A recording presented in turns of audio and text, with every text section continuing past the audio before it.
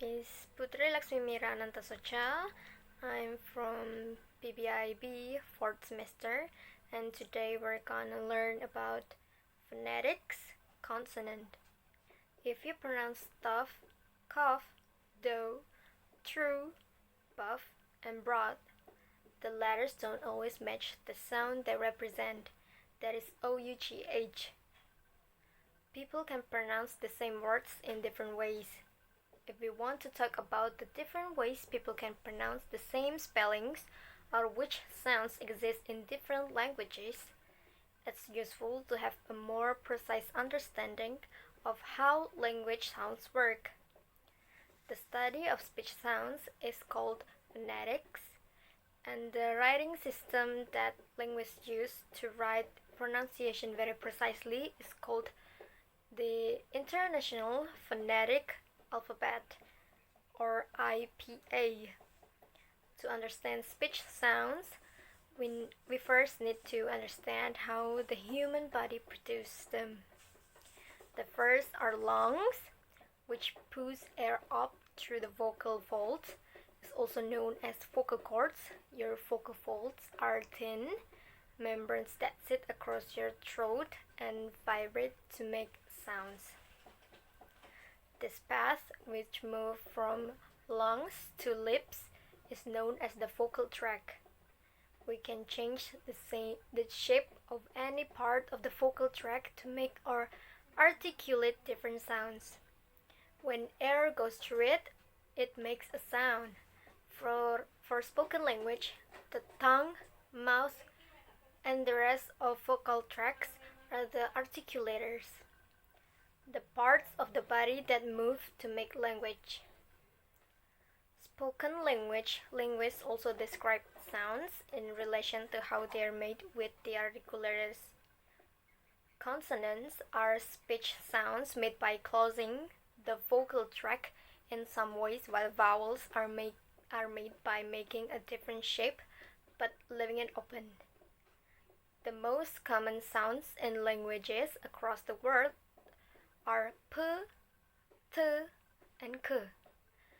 These sounds all require you to close off part of the vocal tract to make the air stop before you let it explode out, which is why they are known as stops or plosives.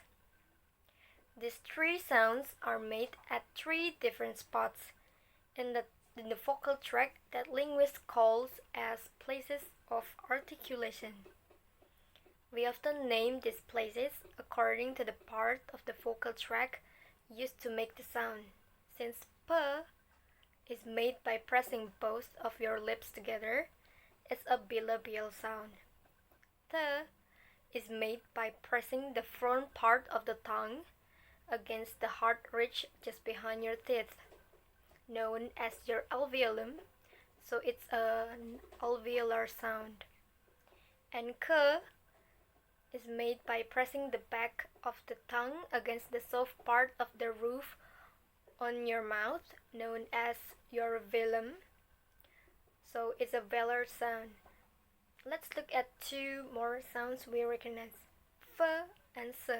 Unlike our stops, this involves the air continuously flowing out and causing friction in the mouth. This type of sound is fricative. F is made using the bottom lip and the top teeth. That makes f a labiodental sound. S is pronounced at the alveolar ridge, just like th. This means s and t have the same place of articulation, but are different in their manner of articulation, because th is plosive and s is fricative.